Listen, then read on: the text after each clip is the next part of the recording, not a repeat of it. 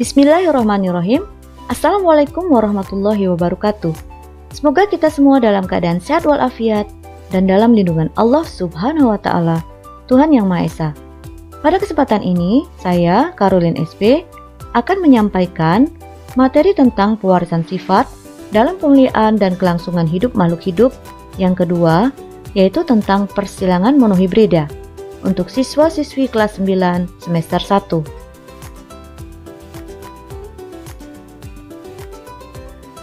B. Hukum pewarisan sifat atau hukum Mendel.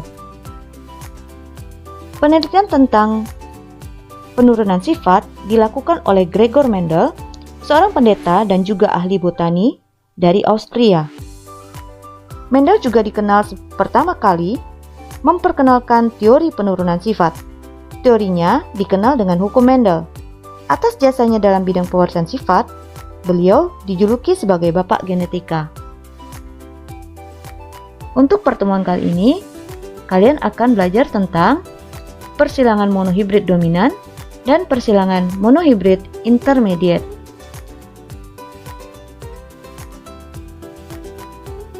Satu, persilangan monohibrid dominan, hukum 1 Mendel.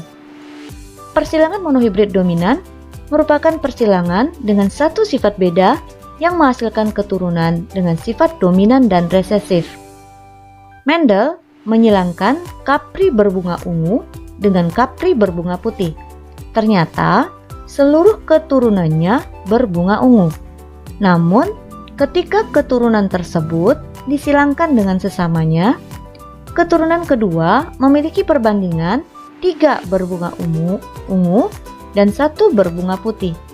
Berdasarkan hasil persilangan tersebut, Mendel mengemukakan hukum 1 Mendel atau disebut juga hukum segregasi.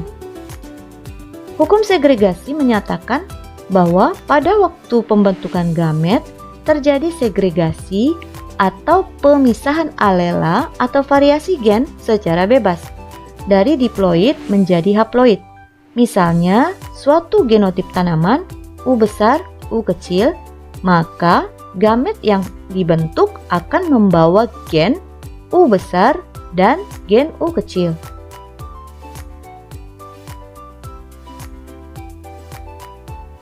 Cara menentukan gamet. A. Genotip homozigot dominan. Genotip homozigot dominan, homozigot itu artinya zigotnya sama, dilambangkan dengan huruf U besar dan U besar.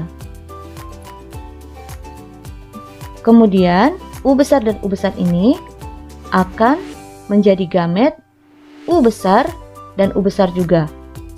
Jadi gamet untuk genotip homozigot dominan U besar adalah U besar, meskipun gamet yang terbentuk sebanyak 2 dan sama, yaitu U besar dan U besar, tetapi pada persilangan dapat dituliskan satu saja, yaitu U besar. B. Genotip homozigot resesif. Lambangnya adalah U kecil, U kecil. Jadi, gamet untuk genotip homozigot resesif U kecil adalah U kecil dan U kecil. Meskipun gamet yang terbentuk sebanyak 2 dan sama, yaitu U kecil dan U kecil, tetapi pada persilangan dapat dituliskan satu saja, yaitu U kecil. Selanjutnya adalah genotip heterozigot. Heterozigot itu artinya berbeda, satu huruf besar dan satu huruf kecil, yaitu U besar dan U kecil. Jadi gamet untuk genotip heterozigot U besar dan U kecil adalah U besar dan U kecil. Gamet yang terbentuk sebanyak 2 dan tidak sama, yaitu U besar dan U kecil. Oleh karena itu, pada persilangan semua gamet ditulis. 1. Persilangan monohibrida dominan atau hukum 1 Mendel. P adalah parental atau induk. Disilangkan bunga berwarna ungu dengan genotip U besar disilangkan dengan bunga berwarna putih dengan genotip U kecil U kecil. Gametnya untuk bunga ungu adalah U besar dan U besar. Ini merupakan homozigot dominan. Sedangkan untuk bunga putih, gametnya adalah U kecil dan U kecil yang merupakan homozigot resesif. Generasi pertamanya atau keturunan kesatunya dihasilkan bunga berwarna ungu dengan genotip U besar dan U kecil. U besar diperoleh dari gamet bunga ungu, sedangkan U kecil diperoleh dari gamet bunga putih. Selanjutnya F1 disilangkan dengan F1. U besar U kecil warna ungu disilangkan dengan U besar U kecil warna ungu. Gametnya adalah gamet heterozigot, yaitu ada dua gamet yang berbeda, U besar dan U kecil. Demikian juga jadi gamet antara keduanya ini sama. Nah, untuk mendapatkan F2-nya, kita bisa menggunakan tabel Punnett ya, tabel Punnett seperti tabel berikut.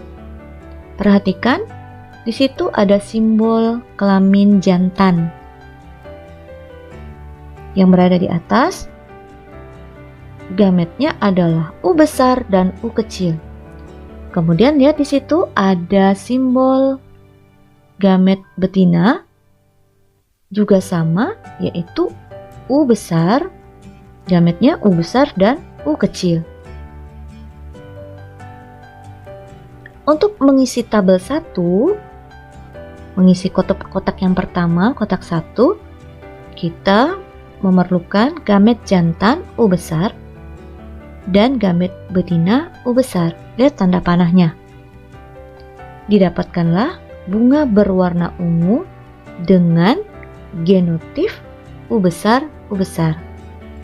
Pada kotak yang kedua diperoleh gamet betinanya U besar, gamet jantannya U kecil. Maka diperoleh bunga berwarna ungu, namun susunan genotipnya adalah U besar U kecil. Kenapa fenotip ini berwarna ungu? Karena di sini warna ungu dominan terhadap warna putih. Selanjutnya kotak yang ketiga. Untuk kotak yang ketiga, U besar diperoleh dari gamet jantan, U kecil diperoleh dari gamet betina, sehingga dihasilkan bunga berwarna ungu. Selanjutnya kotak yang terakhir adalah U kecil diperoleh dari gamet jantan, U kecil juga diperoleh dari gamet betina, sehingga menghasilkan bunga berwarna putih. Kenapa berwarna putih? Karena di sini adalah sifat resesif. Selanjutnya, berapa rasio genotipnya?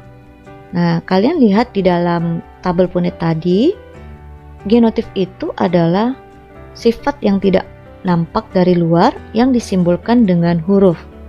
Ada berapa huruf, ada berapa tipe huruf, ada berapa pasangan huruf yang kalian temukan? Yang pertama adalah U besar, jumlahnya ada 1, yaitu di kotak pertama. Yang kedua adalah U besar, U kecil, kalian temukan di kotak kedua dan kotak ketiga.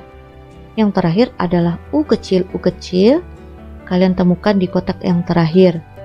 U besar ada 1, U besar U kecil ada 2, U kecil ada 1. Maka rasio genotipnya adalah U besar U kecil 1 banding 2 banding 1. Sekarang kita lihat rasio fenotipnya. Rasio fenotip artinya perbandingan fenotipnya. Nah, berdasarkan tabel Punnett, kalian menemukan ada 2 saja ya. Ada 2, ada warna ungu dan warna putih. Yang warna ungu ada 3 dan yang warnanya putih ada 1. Maka rasio fenotipnya adalah ungu banding putih, yaitu 3 dibanding 1.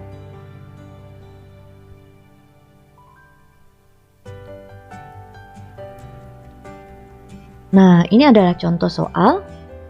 Jika diketahui jumlah tanaman hasil persilangan F2 ada 160 tanaman, maka berapakah jumlah tanaman kapri yang berbunga ungu dan berapakah tanaman kapri yang berwarna putih? Nah ya, kita lihat tadi rasio fenotipnya adalah ungu banding putih. Ungunya ada 3 bagian, putihnya 1 bagian. Jika dijumlahkan 3 bagian ditambah 1 bagian adalah 4 bagian, jadi totalnya adalah 4 bagian. Jumlah tanaman seluruhnya itu adalah 160. Jumlah tanaman kapri yang berwarna ungu adalah ungu ya, ingat ungu 3 bagian per 4 bagian. Ingat 4 bagian itu adalah seluruhnya, yaitu 3 ditambah 1 tadi menjadi 4 bagian dikali 160. 160 adalah jumlah tanamannya. Maka diperoleh 120 tanaman. Ini bisa dihitung ya, 160 dibagi 4 dapat 40. Kemudian 3 dikalikan 40 dapat 120 tanaman. Selanjutnya, jumlah tanaman kapri yang berwarna putih. Lihat lagi rasio fenotipnya. Rasio fenotip yang berwarna putih adalah 1 dibanding 4 dikali 160, yaitu jumlah seluruh tanaman, maka akan diperoleh 40 tanaman. Baik ya, jika ditanyakan dalam persen, maka yang berbunga ungu adalah 75%. Dari mana 75%? 3/4 dikali 100%. Kemudian yang berwarna putih 25%.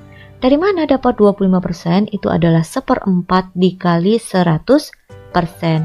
Nah, semoga kalian bisa memahami apa yang saya jelaskan. Selanjutnya adalah persilangan monohibrid atau monohibrida dominan tidak penuh atau intermediate. Nah, intermediate adalah sifat yang berada di antara sifat dominan dan resesif akibat adanya dominansi yang tidak sempurna. Kita lihat lagi, P atau induknya misalnya menyilangkan bunga berwarna merah disilangkan dengan bunga berwarna putih. Ingat, genotipnya adalah untuk bunga warna merah M besar, sedangkan bunga berwarna putih genotipnya adalah M kecil. Macam gamet. Masih ingat bagaimana mencari gamet? Ya, untuk yang homozigot dominan atau homozigot ini ya, karena di sini tidak ada sifat dominan dan resesif. Untuk genotip M besar, itu macam gametnya adalah M besar. Sedangkan yang bergenotip M kecil, maka macam gametnya adalah M kecil. Genotip F1 atau keturunan pertamanya M besar dan M kecil. M besar dari warna merah, M kecil dari warna putih. Nah, fenotip F1-nya warnanya warna merah muda. Bukan warna merah, bukan pula warna putih, tapi muncul warna yang baru yaitu warna merah muda. Selanjutnya, jika F1 disilangkan sesama F1, artinya M besar, M kecil disilangkan dengan M besar, M kecil, dengan fenotip merah muda disilangkan dengan merah muda, maka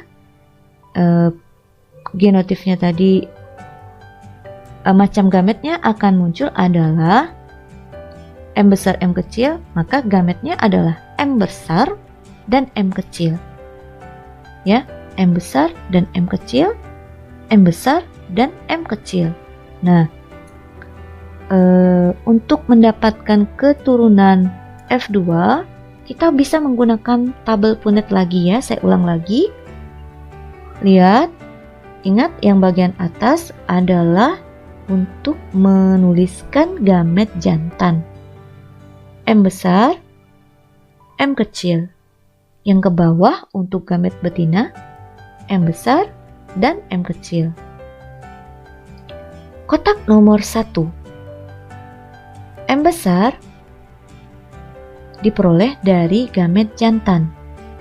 M besar juga diperoleh dari gamet betina. Maka di sini dihasilkan genotip M besar dan fenotipnya adalah bunga berwarna merah. Selanjutnya pada kotak 2, M besar diperoleh dari gamet betina. M kecil diperoleh dari gamet jantan. Namun fenotipnya adalah merah muda. Kita lanjutkan. Untuk kotak yang ketiga, M besar diperoleh dari gamet jantan. M kecil diperoleh dari gamet betina. Maka genotipnya adalah M besar M kecil, fenotipnya merah muda. Selanjutnya, untuk kotak yang keempat, M kecil diperoleh dari gamet jantan, M kecil juga diperoleh dari gamet betina. Maka F2-nya adalah M kecil dengan warna putih. Nah, ya. Kemudian kita kembali lagi. Bagaimana rasio dari genotipnya?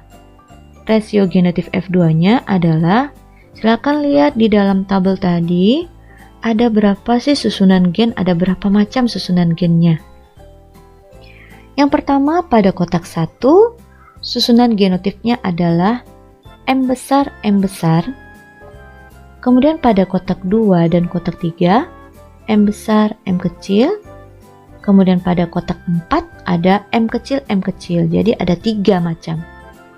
Jadi 1 M besar, 2 M besar M kecil, dan yang ketiga adalah 1 lagi M kecil. Kemudian lihat lagi rasio fenotip F2-nya, ada berapa warna yang kalian temukan. Yang pertama adalah warna merah. Yang kedua, bunga warna merah muda. Yang ketiga adalah bunga berwarna putih. Ada berapa bunga yang berwarna merah? Karena di situ ada 4 kotak ya. Yang berwarna merah hanya ada 1. Yang berwarna merah muda ada 2. Dan yang berwarna putih ada 1. Maka rasio fenotipnya adalah 1 dibanding 2 dibanding 1. Nah, pada persilangan monohibrida dominan tidak penuh atau intermediate, rasio genotipnya sama dengan rasio fenotipnya, yaitu 1 dibanding 2 dibanding 1.